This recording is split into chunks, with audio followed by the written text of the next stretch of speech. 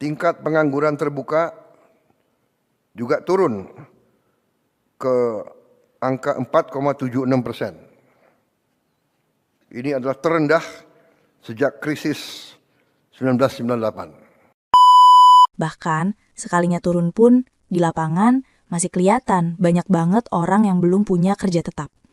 Masalahnya bukan cuma soal angka nganggur yang tinggi, tapi juga karena struktur pasar tenaga kerja kita belum efisien buat nyerap tenaga kerja secara optimal.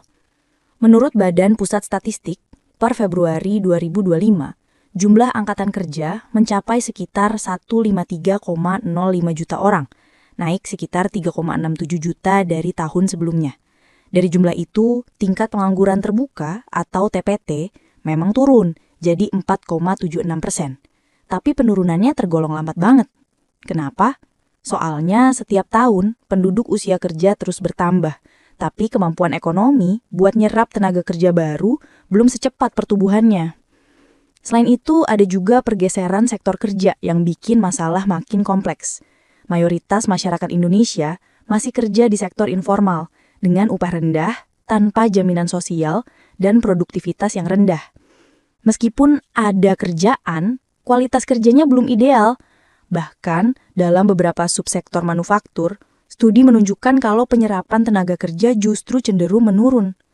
Belum lagi masalah mismatch keterampilan. Banyak lulusan sekolah dan kampus yang belum siap kerja di bidang yang butuh skill spesifik.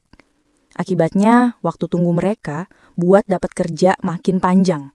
Sementara sektor yang tumbuh cepat kayak teknologi dan industri padat modal malah nyerap tenaga kerja lebih sedikit karena banyak proses yang udah otomatis. Kondisi ekonomi juga nggak banyak membantu.